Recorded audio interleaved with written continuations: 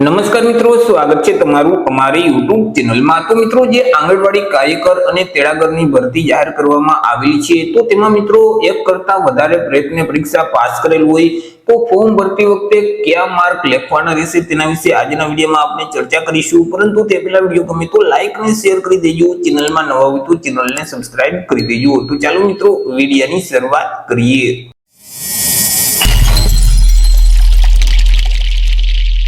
તો કે મિત્રો, અહીં જે કિસ્સામાં અરજદારોએ એક કરતા વધારે પ્રયત્ન પરીક્ષા પાસ કરેલ હશે તો તેવા કિસ્સામાં અરજદારોએ દરેક પ્રયત્નની માર્કશીટ સ્કેન કરી અને અરજી ફોર્મ ભરતી વખતે અપલોડ કરવાની રહેશે।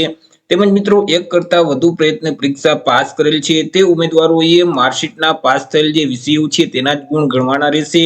ત્યારબાદ ફરીથી જે પાસ કરેલ વિષય છે તેમના ગુણ ગણવાના રહેશે। માની લ્યો કે કોઈ 7 વિષય છે, એટલે કે 700 માર્કની તમે પરીક્ષા આપેલ છે, તેમાં મિત્રો જુદી જુદી માર્કશીટ પૈકી 700 માંથી જે પાસ થયેલ જે વિષય છે તેમના જ ગુણ ગણવાના રહેશે।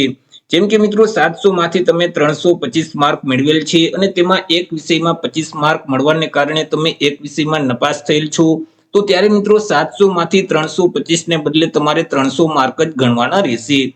ત્યાર પછી તમે તે વિષયની ફરીથી પરીક્ષા આપેલ છે અને તમને મિત્રો 100 માંથી 50 માર્ક મળેલ છે, તો તેવા સંજોગોમાં મિત્રો તમારે 700 માંથી 350 માર્ક ગણવાના રહેશે। 300 અગાઉ પહેલી ટ્રાય આપેલ તેના અને 50 માર્ક બીજી પરીક્ષા આપેલ છે તેના, એટલે કુલ 350 માર્ક તમારે ટોટલ ગણવાના રહેશે। હવે મિત્રો, માની લ્યો કે તમે જે 700 માર્કની પરીક્ષા આપેલ છે તેમાંથી તમને 370 માર્ક મળેલ છે, પરંતુ તમે બે વિષયમાં નપાસ થયેલ છો, ગણિત વિષય અને વિજ્ઞાન વિષય। આ બંને વિષયમાં તમે નપાસ થયેલ છો। ગણિતમાં તમને 25 માર્ક મળેલ છે, જ્યારે વિજ્ઞાનમાં 18 માર્ક મળેલ છે, જેથી કરી બંને વિષયમાં તમે નપાસ થયેલ છો। તો જ્યારે પહેલા પ્રયત્નની પરીક્ષા છે તેમાં તમે જે 370 માર્ક મેળવેલ છે તેમાંથી તમે જે પાસ કરેલ વિષય છે તેના જ માર્ક લખવાના રહેશે, જેથી કરી 327 માર્ક જ લખવાના રહેશે।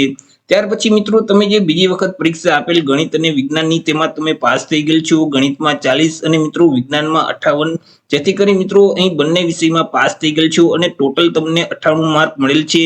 તો ત્યારે મિત્રો અહીં 327 પ્લસ જે 98 છે તેમનું જે ટોટલ આવે 425, તે તમારે ફોર્મ ભરતી વખતે જે મેળવેલ ગુણ છે તે જગ્યાએ તમારે લખવાના રહેશે। 700 માંથી 425 એવી રીતે મિત્રો માર્ક તમારે લખવાના રહેશે। જે વિષય મિત્રો પાસ કરેલ છે તે વિષયના માર્ક તમારે લખવાના રહેશે। જેટલી ટ્રાય પરીક્ષા પાસ કરેલ હોય તેમાં મિત્રો તે છેલ્લી ટ્રાય જે પરીક્ષા પાસ કરેલ છે તેના જ માર્ક તમારે લખવાના રહેશે। તો એવી રીતે મિત્રો, જો તમે એક કરતા વધારે પ્રયત્ન ધોરણ 10 કે 12 ની પરીક્ષા પાસ કરેલ છે તો તેમાં મિત્રો જે વિષય પાસ કરેલ છે તેના જ માર્ક તમારે લખવાના રહેશે। તો આશા રાખું છું વિડીયો પસંદ પડ્યો હશે। વિડીયો પસંદ પડ્યો તો લાઈક અને શેર કરી દેજો, ચેનલમાં નવા હોય તો ચેનલને સબસ્ક્રાઇબ કરી દેજો। ફરી મળીશું એક નવા ટોપિક સાથે, એક નવા વિડીયોમાં। ત્યાં સુધી જય હિન્દ, વંદે માતરમ।